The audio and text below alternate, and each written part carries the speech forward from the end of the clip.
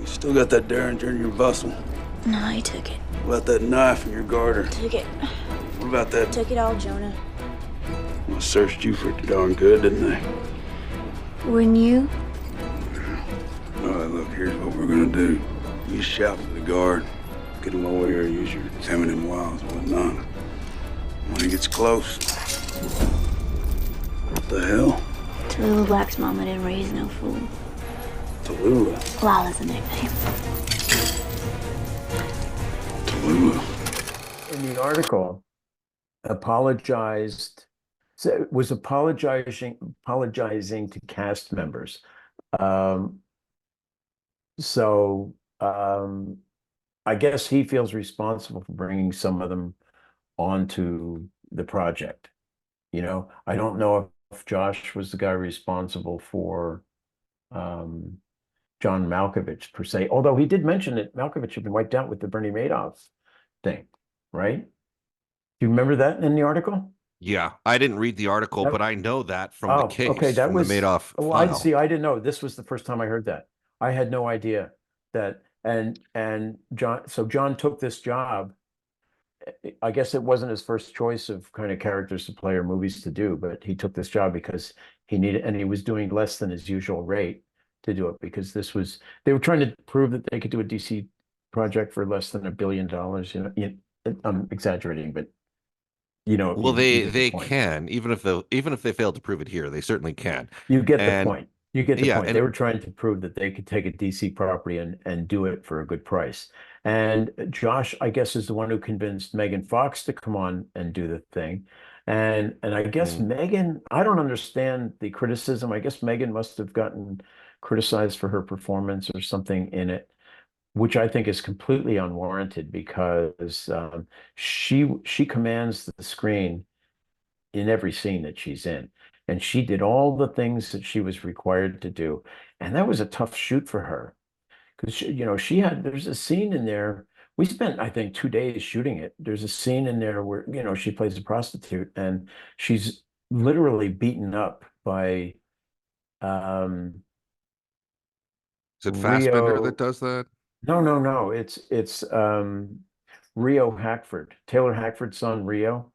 Sadly, he passed away a year or two ago.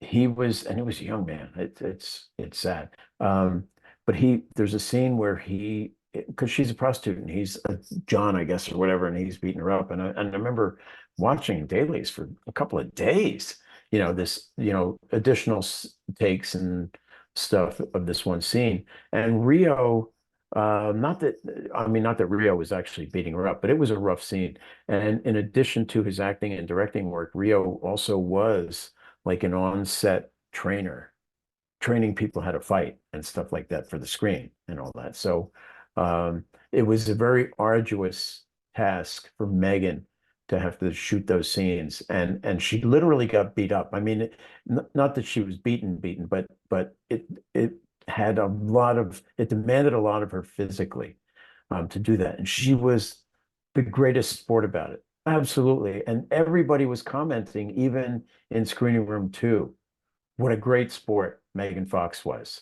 We need to bring her back. We need to put her in some other movie or something. I'm not aware that they ever did, but she was great. And then when they were doing the publicity, they went to Comic-Con to promote this. And so when they were doing all the publicity and stuff, she did everything. I mean, she went there and practically seduced all of those people, that, you know, the critics and all that stuff. She was playing up to them, and everything she did well over and above what she was required to do for that part. So she doesn't deserve any criticism at all for this movie. I've heard her say that this is the worst movie she's ever been in, and it's funny because this is a woman who was also in Transformers. I thought Megan, if she played her cards right, would have a really good future ahead of her. She's very alluring. I mean, she really is.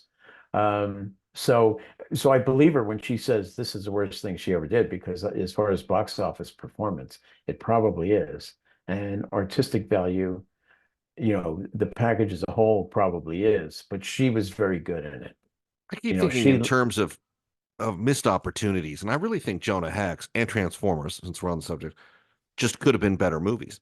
I think like the subject matter and the approach could have been better. It's just a personal preference. Well, I think you're have, I right, suppose. but you know, you greenlight these movies because you have a target price in mind. You do all the analysis to figure out exactly what how much you can spend on this movie and make a profit, and anything above that, and you're losing money. So, given you know what the Ultimates reveal, you're stuck at a budget.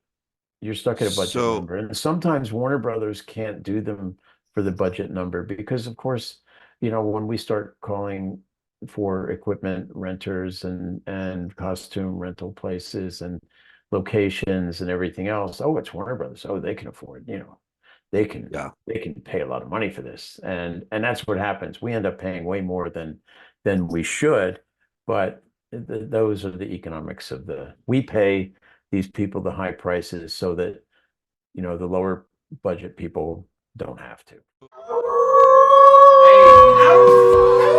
Hey guys. We're the Tennessee Werewolves. Hey guys, help us here at MOSD. And along with the cancer. Yeah. Go to the Guthrie Jackson Foundation. Donate. Every dollar counts. So whatever you give, they need your help. Absolutely. Bring it out.